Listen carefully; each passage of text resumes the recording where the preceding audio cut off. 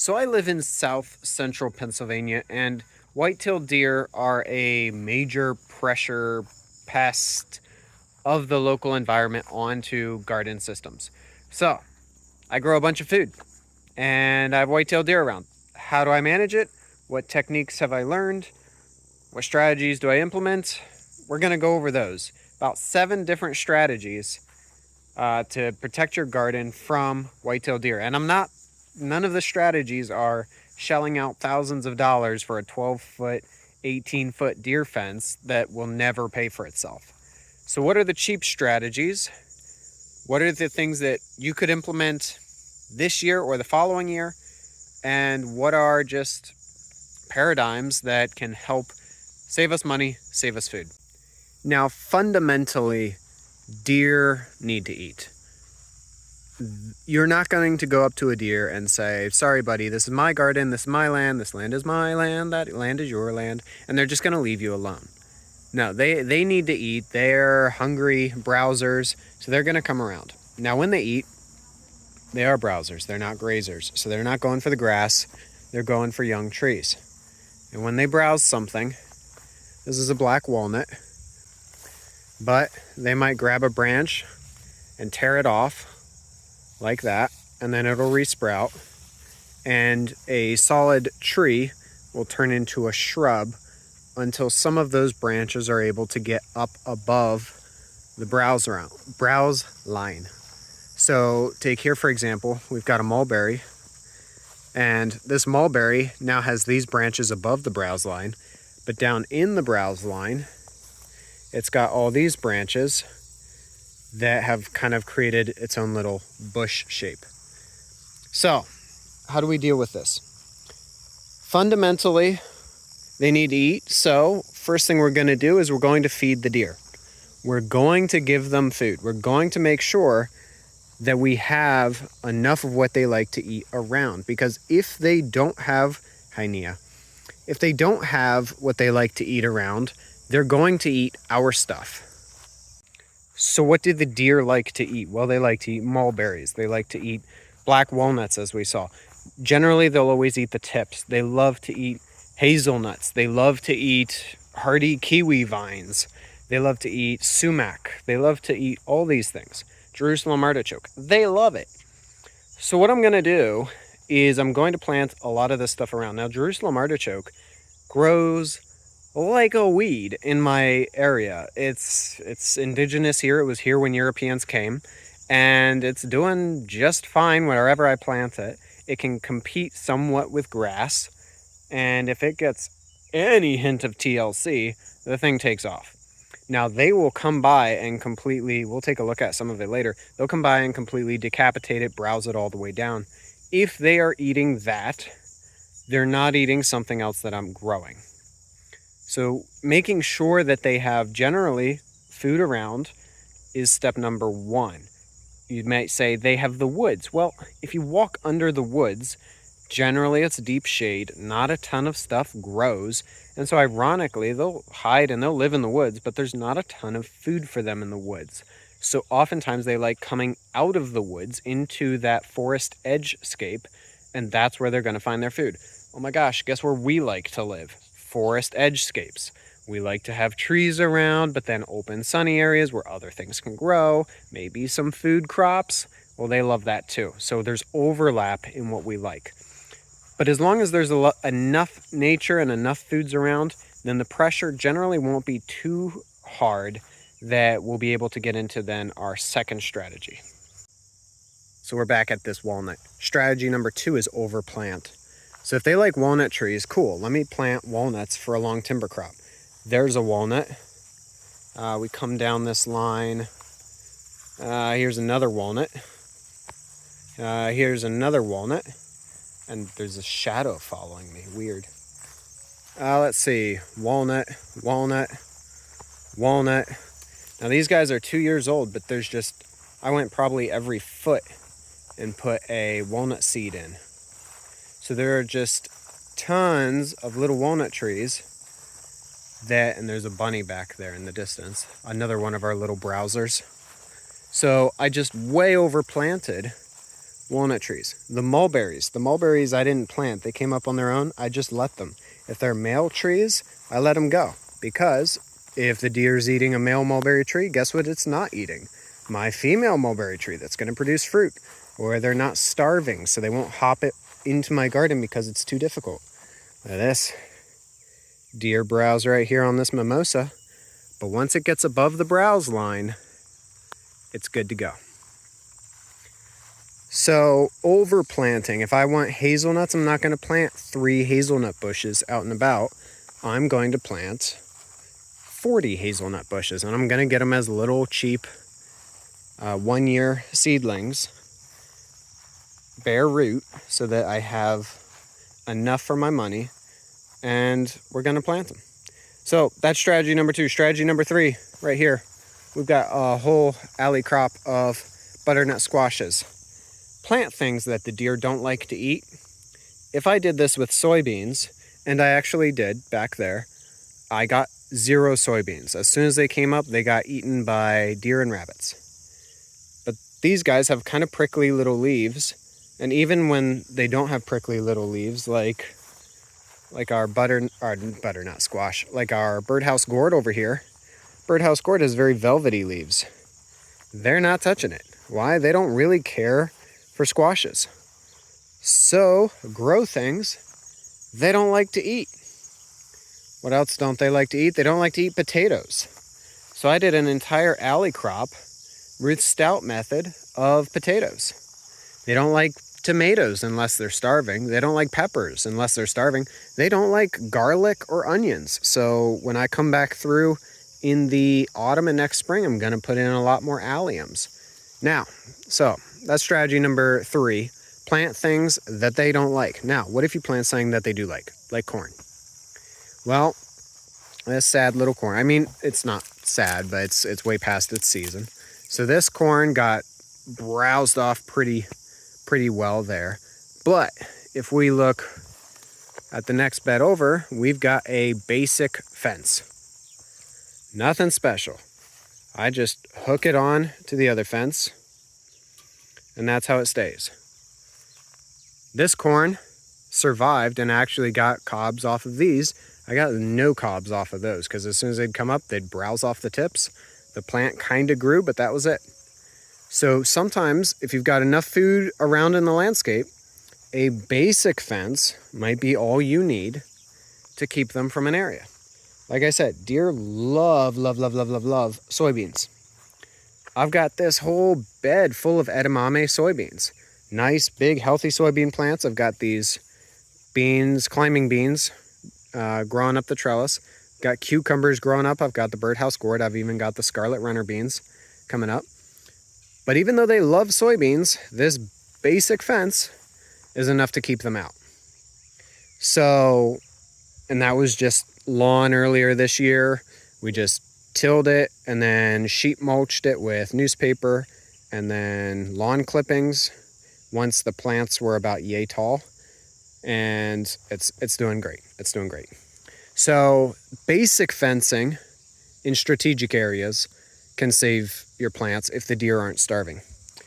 Next strategy is going to be micro fencing. Deer love gummy berries. Gummy berries are a leguminous shrub that produces nice berries. And when they're this tall, now it might not always be the deer, it might be the bunnies. Maybe bunnies also like gummy berries. I haven't seen it to validate it, but either way, micro cages, I just cut a circle, loop it, and then hook it at the top. Keep those guys happy and healthy until they establish well enough, and then they can grow up. Now, micro cages sometimes come in the medium form, and that's like this guy. This guy is protecting a tiny seedling of a sea berry bush. So micro cages, I've got quite a few down this row. There's another strategy, especially when plants are small. So let's see some of the stuff in action as we come around. Deer don't really touch asparagus. Okay, and asparagus competes so incredibly well with field grass that, yeah, I'll plant asparagus in with grasses. It's a great idea.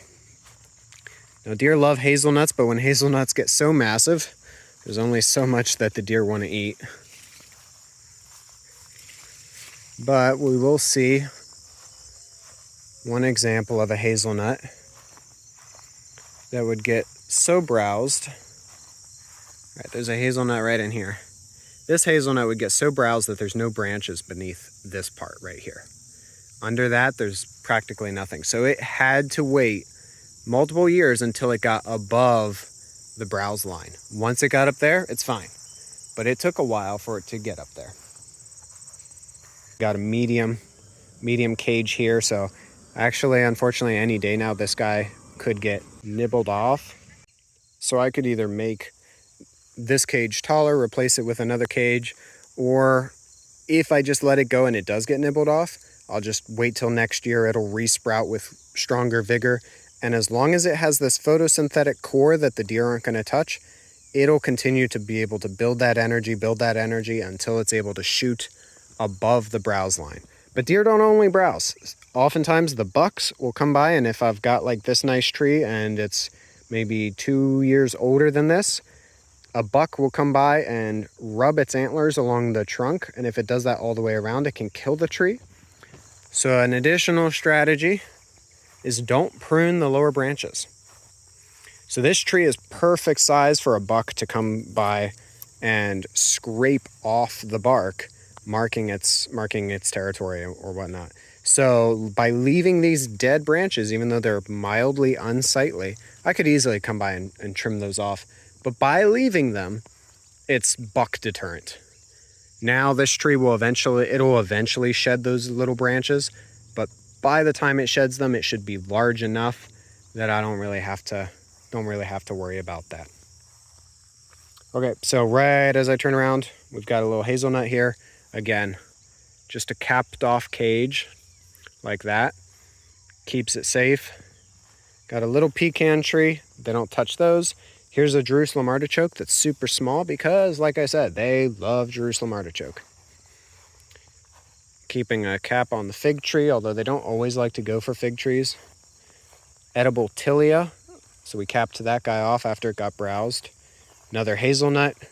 I say they don't really like to go to figs because this fig's doing just fine. They do like grapevines though, so our grapevines are caged in. These guys are our Tillamook gummy berries. So they are our larger gummy berries.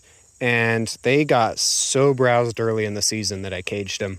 And again, as long as they have that photosynthetic core, it can help them get enough energy to be able to make that push for getting above the browse line. So I'll eventually take off a lot of these stems once it gets a stem that's a winner. So a stem that's good enough to be a trunk. And then once it's above that browse line and starts branching off, I'll probably prune everything else and have it be kind of a miniature tree. So there's our newer kitten, Kita. So Jerusalem artichokes all along this garden fence wall so that the deer come by, and they browse the outer section, and they feel like they've browsed that area good enough so they don't hop in and get our popcorn. So they feel like they've browsed the area, they move on. Ironically, just on the other side of the fence, happy Jerusalem artichoke, no worse for wear. Outside, the hazelnut's a little browsed, inside, not at all. So that's most of the strategies. Now we're going to cover one more strategy here, and that is how do I keep them out of my intensive vegetable garden? Because this is a fence they could easily hop over. And in here, there are delectable soybeans, there's delectable corn and beans and gummy berries, and I don't know if they go for gooseberries or not. But there's so many things in here that deer love. How do I keep them out? Well, bad association. We would have them jump the fence every single year going after our spring peas until I came across Jeff Lawton talking about a farmer or a gardener that he had met. Jeff Lawton's a Permaculture Research Institute. I don't know if he's the director or head or whatever the title is, but manages the Permaculture Research Institute. But he had talked about this gardener who said all they do to keep deer out is they have one wire. Now, this wire is electrified, but it's not on. And I never, ever keep it on, because if I keep it on, if I have a helper come by and they touch the wire, they're going to get shocked. So, and I'm going to forget, and I'm going to get shocked. So how does a one wire that's off keep the deer out? Well, once or twice a year, we turn that wire on. And when we turn that wire on, all we do is we put a little bit of peanut butter right there, because deer love peanut butter. And at the nighttime, deer will come by, they'll smell that peanut butter from quite a ways away, and we'll put some there, we'll put some here, we'll put some here. We'll do that. It's only around 2 sides of the garden. We don't even fully encircle the garden.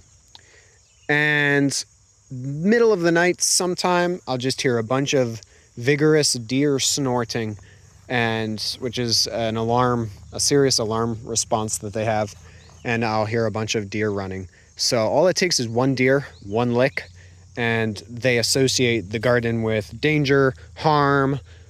One is so freaked out that it scares off the herd, and then we also keep one strand lower because groundhogs would actually come out and climb up over the fence. So we would do the same thing for groundhogs, and it's worked. We have not had pests get into the garden ever since we established that principle.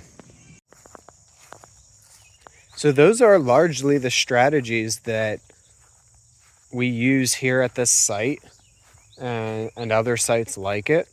Sometimes people are out of luck. They might be in a suburban area. There might be no other food around for deer. And so no matter what they do, if they plant tomatoes, deer come eat the tomatoes. I mean, they could try planting other things deer don't like, and they still seem to get browsed. Oftentimes, if there's not enough food around, they'll eat whatever they can get.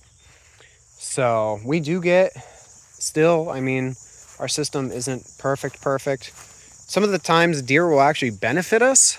So like black raspberries, there we go. Black raspberries, when I looked up, well, how do I properly prune black raspberries to get more black raspberries? And they say, well, let the canes grow, the first year canes, because they produce on second year canes. Let the first year cane grow, and then nip off the tip of it so that it branches out. And then you have a lot of branches producing berries next year, not just one. Deer do that for me. I'll walk by my black raspberry patch and I'll come in and see it's all pruned for me. I'm like, oh, thanks. They're helping me get more berries next year. How great. But sometimes, like, we've got this sumac here that it's its first year, and this thing has not caught a break. We had it caged. Anytime it would grow, I got to replace the cage. Anytime it would grow through the cage, the deer ate every last thing they could. So we're trying to get it established well enough this year so that next year it can really push up with vigor and get past the browse line. Fingers crossed, we'll see. I don't think I've ever had anything that deer have irreparably destroyed, because most things that we plant, if they get browsed, they come back. It's just, yeah. But, they've wiped out a lot of rows of Sharon. They've wiped out a lot of rows of Sharon bushes that I planted. Just browsed it, but I planted them right along where they like to walk. So that was poor design on my end. But with good design, you can design around deer, and they can be incorporated into the landscape. They can be contributing members of the landscape by browsing things and then fertilizing. They do browse poison ivy as well. So not enough to eradicate poison ivy, but if you mow it at the right time of the year, they'll kind of assist you and give you a little bit of a boost browsing poison ivy. But yeah, so I won't keep you guys too long, but those are some techniques. Hopefully they can help you get a better harvest, grow things in an ecological setting, in an ecosystem that by and large propels itself forward with a little bit of guidance, a little bit of tender love and care. And in spite of the things that want to eat our crops, with diversity, with numbers on our side, and with intelligent design, we can grow food in spite of the challenges that we face. So that's my little inspirational gig for the day. So, anyway, I appreciate you guys watching the video, and I hope to catch you in the next video.